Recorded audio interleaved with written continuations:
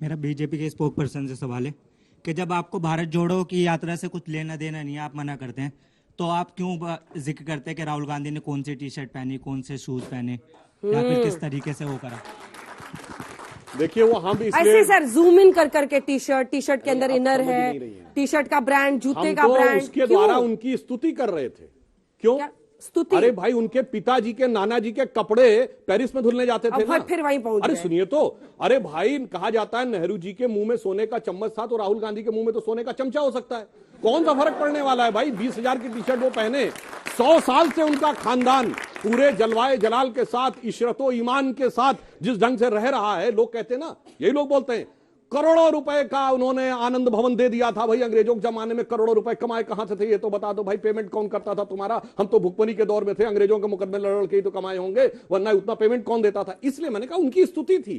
भाई आप तो भारत के सबसे समृद्धशाली परिवार के हैं, तो कोई समस्या की बात नहीं। हाँ, एक पॉइंट कह दूं, बहुत आपत्तिजनक बात है, ये बार बार कोर्ट को आरोपित करने की कोशिश कर रहे हैं कि सरकार नहीं चाहती थी इसलिए। जनाब ईमानदारी हो, हमने 2G का कॉन्ट्रैक्ट आपके जमाने में कोर्ट से कैंसिल हुआ, कोयला घोटाले का मामला आपके जमाने में कोर्ट से कैंसिल हुआ, और झूठे जो आपने आरोप लगाए थे, एक चीज आप कोर्ट में चार्जशीट नहीं फाइल कर पाए थे, जिस सो कॉल्ड हिंदू टेरर की आप बात करते थे, चार्जशीट नहीं फाइल कर पाए क्योंकि वो total fake and fabricated case थे। और बोलते बोलते क्या बोल जाते हैं, हम हारे, दिल्ली हारे। भाई दिल्ली तो आप हारे थे भाई, 2 चुनावों में 2 बार आप चश्मा पहन चुके हैं। देखिए जब टेस्ट मैच खेला जाता था, कोई बैट्समैन दोनों इनिंग में 0 पे आउट हो जाए, कहते चश्मा पहन लिया। ये लोकसभा विधानसभा 2 बार चश्मा पहन चुके हो, कह रहे हमारे तो सरकार तो आपकी थी। और हमसे एमसीडी में जो हुआ है, जो कहते थे ना सुपड़ा साफ हो जाएगा, आज ऐसी बराबरी पे आके मामला अटका है कि उनकी सांस भी अटकी हुई है कि पता नहीं क्या हो जाएगा। और एक फैक्ट मैं कहना चाहता हूं, अपराधियों के साथ में, युवा पीढ़ी को याद होना चाहिए, जाके सर्च कर लीजिएगा, अपराधियों का साथ देने का रिकॉर्ड, जो एंडरसन था भोपाल गैस कांड का आरोपी, उसके बदले में, उसको छोड़ने के बदले में राजीव गांधी जी 1985 में अमेरिका यात्रा में, अमेरिका की जेल में बंद अपने दोस्त आदिल शहरयार को छुड़ा के लाए थे। और यह जाके चेक कर लीजिएगा, अमेरिकी अखबारों में लिखा हुआ था। और उस अपराधी को भारत सरकार के प्रधानमंत्री के जहाज में लाया गया था, और साफ साफ लिखा था एंडरसन भोपाल गैस त्रासदी वाला, और एंडरसन को सरकारी जहाज में भोपाल से दिल्ली लाया गया था, और उसके बाद अमेरिकन फ्लाइट में बैठाला गया था। इसलिए मैं कहना चाह रहा हूं, अपराधियों के साथ देकर अपने राजनीतिक व्यक्तिगत हित। छोटा सा जवाब, छोटा सा। जो गैस कांड वाली कंपनी थी, उसके वकील उसको बचाने वाले अरुण जेटली साहब थे। भूल गए आप? भूल गए आप? नहीं, अब वापस आता हूं। हाँ है ये, ठीक है, एक बार नहीं 10 बार कह रहा हूं, जाके गूगल आप भी सर्च कर लीजिएगा।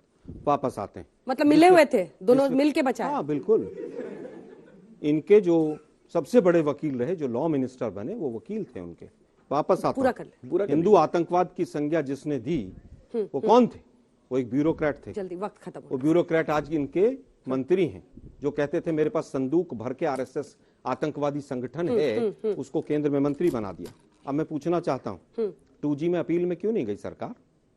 जब 2G के जज ने कहा कि मैं 1 साल तक बैठा रहा, मुझे कोई सबूत नहीं मिला, तो इस सरकार पकौड़े तल रही है। सुप्रीम कोर्ट, हाई कोर्ट क्यों नहीं गए? सीबीआई के जज ने अगर कहा, और आज 2G और कोलगेट में कितने लोग अंदर हैं?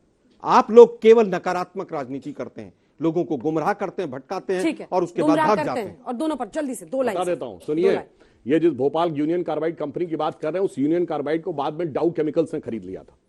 और अब सुनिए, कोई दूसरे कंपनी खरीद लेता है तो फाइनेंशियल लाइबिलिटी ट्रांसफर होती है, केमिकल क्रिमिनल नहीं हो जाती। सच आ गया, एक कंपनी से दूसरे में डायरेक्टर बनेगा तो जो मुकदमा अपराध का है वो उसी पे चलता रहेगा, अन्यथा सब लोग बच जाते। इसलिए उन्होंने कहा था कि डाउ केमिकल्स पे नहीं बनती। सुनिए बात, पूरी बात डिस्टर्ब नहीं किया था, डाउ केमिकल्स पे नहीं बनती, क्योंकि मैंने कहा ना, अगर किसी ने रोड एक्सीडेंट कर दिया और उसके ऊपर मुकदमा चल रहा है, उस कंपनी से डायरेक्टर दूसरे में चला जाएगा, तो उसके ऊपर रोड एक्सीडेंट का मुकदमा भी ट्रांसफर हो जाएगा। ऐसी बचकानी बात करके गुमराह ये है कि जिस कंपनी यही समस्या, ये राहुल चलिए यहीं पर बहस करना पड़ेगा।